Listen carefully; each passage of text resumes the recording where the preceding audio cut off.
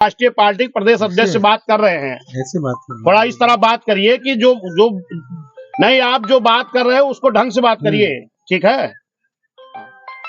मैं कह रहा हूं अगर लोग गुस्से में कोई बात हुई है तो मैं यही कह रहा हूं उनकी गिरफ्तारी करो। मुलजिम गिरफ्तारी तो हुई नहीं, अलग से ये लोग परेशान किए जा रहे हैं। बहुजन समाज की कमजोर होती राजनीतिक ताकत का खामियाजा लगातार बहुजन समाज भुगत रहा है। उत्तर प्रदेश हो या देश हो, लगातार बहुजनों पर, दलितों पर, शोषितों पर इस तरीके के जुल्म, ज्यादती और अत्याचार हो रहे हैं। खास करके उत्तर प्रदेश, जिस उत्तर प्रदेश में योगी आदित्यनाथ जी राज करते हैं और वो ये कहते हैं कि उत्तर प्रदेश अपराध मुक्त हो चुका है, उत्तर प्रदेश से गुंडे प्रदेश छोड़कर भाग चुके हैं, लेकिन इसके बावजूद उत्तर प्रदेश में आए दिन खबर निकलकर सामने आती है कि वहां इस दलित व्यक्ति की हत्या हो गई, वहां इस बेटी के साथ इस तरीके की जघन्य अपराध हो गया, लेकिन प्रशासन अपनी पीठ खुद थपथपाता हुआ नजर आ रहा है।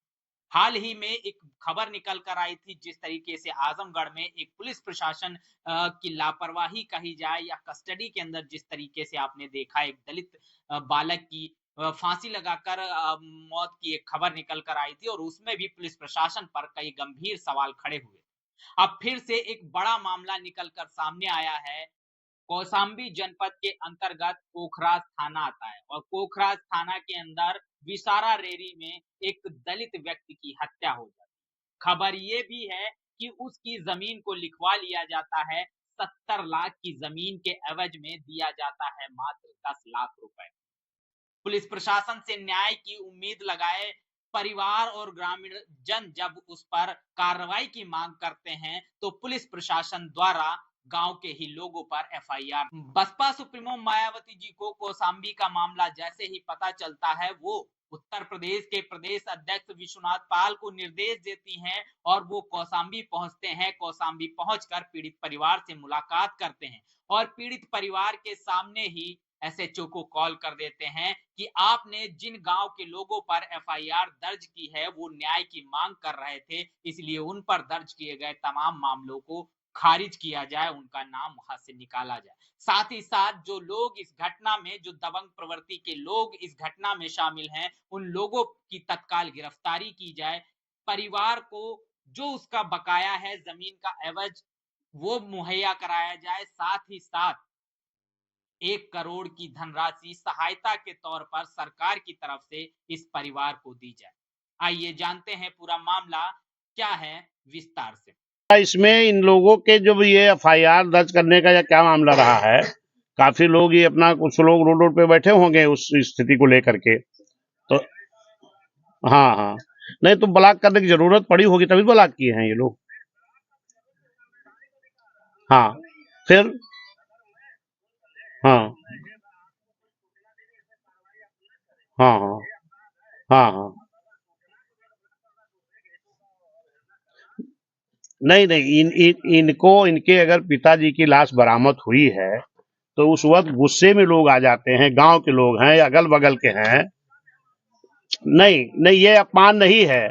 अभी तक इनके मुलजिम गिरफ्तार नहीं हुए। इंस्पेक्टर साहब, जो बात हो रही है उसको गौर सुनिए आप। हाँ, 2 तारीख की घटना है, अलग से इनके ऊपर एफआईआर अलग से कर दी गई है? हाँ, तो इनकी गिरफ्तारी कराइए और उनको मुलजिमों को जेल भेजिए। और जो इस तरह इनको प्रताड़ित किया जा रहा है, ये जो अलग से प्रताड़ित किया जा रहा है, इनको प्रताड़ित ना किया जाए, ये मेरी मांग है। आज ये कौशाम्बी जनपद है जिसमें थाना आपका ये कोखराज है। यहाँ पर एक गांव है जो विसारा रैरी, यहाँ पर एक हमारे एससी समाज के व्यक्ति की कुछ दबंग लोगों ने, जिनका नाम इसमें इनके परिवार के द्वारा जो बताया गया अजय दुबे, इनके द्वारा इनकी जमीन जितनी थी पूरी की पूरी जमीन बैनामा करा ली गई है। और उसके बाद 2 तारीख को इनके बेटे का कहना है, जो सूरज है इनकी पत्नी का, कि 2 तारीख को अजय दुबे जी आए थे, अन्य उनके साथ भी कुछ लोग रहे, इनके पिताजी को लेकर के गए हैं। उसके बाद इनके पास रिकॉर्डिंग भी है, ये बात कर रहे हैं कि भाई मेरे पिताजी को वापस भेज दो, लेकिन उनके पिताजी नहीं आए और शाम को उनकी बॉडी बरामद होती है, जिसमें एसओ के द्वारा ये सूचना इनको मिली है। तो जो टेलर के यहाँ से लेवल लगाया जाता है कपड़े पर, उसके द्वारा ये पहचान कर पाए हैं, क्योंकि इतनी विचित्र तरीके से उनकी हत्या की गई है, मारा गया है। इसकी जब खबर बहुजन समाज पार्टी की राष्ट्रीय अध्यक्ष मान्य बहन जी को मिली है तो माननीय बहन जी ने तुरंत ये मुझे खबर आई, फोन आया और हम पूरे अपने प्रदेश मंडल के साथ आज मैं इनके घर पर आया हूँ। इनके परिवार जो जिनका नाम राम नरेश गौतम था और उनके पुत्र हैं सूरज, उनकी पत्नी, सारे लोग मौजूद हैं। तो इस तरीके से जो पूरे उत्तर प्रदेश में जंगल राज कायम है, खास तौर पर जो SC ST OBC समाज के लोग हैं, माइनॉरिटी के लोग हैं, इनके साथ लगातार अत्याचार हो रहा है, घटनाएं हो रही हैं। और इस पर मैं माननीय मुख्यमंत्री जी से भी ये मांग करता हूं कि जो मुलजिम है इनकी गिरफ्तारी कराएं, उनको सजा दें। और जो इनकी जमीन बैनामा हुई है, इनके घर वालों का जो कहना है कि लगभग 70 लाख की जमीन बैनामा हुई है, तो इनकी 70 लाख की बैनामा हुई तो इनका पेमेंट जो इनके बच्चे, क्योंकि ये गरीब आदमी झूठ नहीं बोलता कभी, ये बोल रहे हैं कि बेटा कितने पैसे आपको मिले थे अब तक? सर लगभग 10 लाख के करीब है। 10 लाख इनके बेटे का कहना है। और सौदा कितने में हुआ था? 70 लाख में सौदा हुआ था, जिसमें 10 लाख रुपए खाली मिला है। तो मैं माननीय मुख्यमंत्री जी से ये मांग करूंगा कि इसको संज्ञान मिले और शासन प्रशासन के लोग इसको संज्ञान मिले। मुख्यमंत्री जी, यहाँ के जो प्रशासन के लोग हैं इन पे दबाव बना करके इनके जो पैसे हैं वो दिलवाए जाए, उसकी गिरफ्तारी हो। और इनके पास 9 बच्चे हैं, जिसमें 4 भाई हैं, 5 बहनें हैं। और इनके कमाने वाले खाली इनके पिताजी थे अकेले, जबकि ये बच्चे, राजू तुम्हारी उम्र कितनी है? 19 साल का ये बच्चा है जो सबसे बड़ा है। इन 9 बच्चों को देखने वाला कौन होगा? माननीय मुख्यमंत्री जी से मैं मांग करता हूं कि इनके परिवार को भरण पोषण के लिए 1 करोड़ रुपए सरकार से मैं इनकी राहत के लिए, इनका मुआवजे की मांग करता हूं। और जो इनका खुद का पैसा है, क्योंकि सारी जमीन इनके लिखा ली गई है, इनकी पत्नी देखो, ये बच्चे छोटे छोटे हैं, इनकी जमीन लिखा ली गई है, इनको न्याय कब मिलेगा?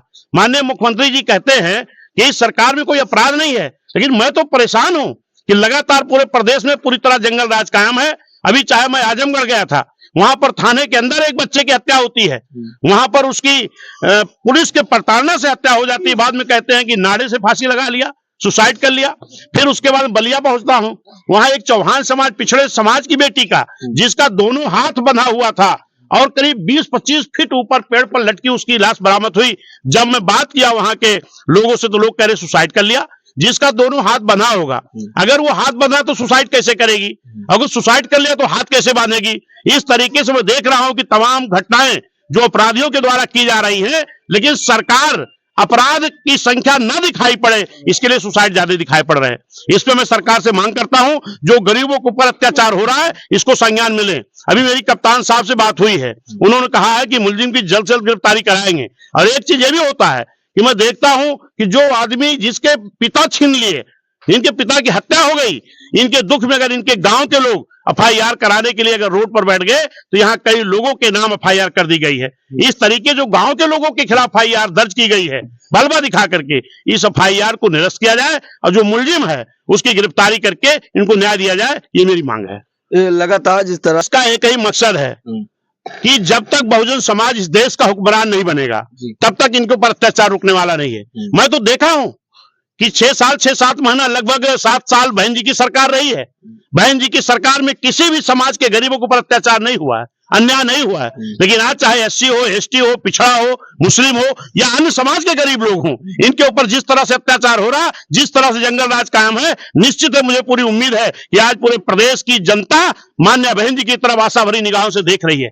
और आने वाला जो 27 को चुनाव होगा, ये सब समाज के लोग, SC ST समाज के लोग, पिछड़े समाज के लोग, मुस्लिम समाज के लोग, सर समाज के गरीब लोग एक होकर के इस प्रदेश में अमन चैन काम करने के लिए, इस देश की राहत के लिए, इस देश में अमन चैन कायम हो, जंगल राज खत्म हो, इसके लिए लोग मन बना रहे हैं कि 27 में माननीय बहन जी को फिर से मुख्यमंत्री बना करके इस प्रदेश में स्वच्छ शासन लाने का काम करेंगे। निश्चित है, जनता से उम्मीद है और जनता पूरी तरह मन बना चुकी है। मैं एक सवाल आप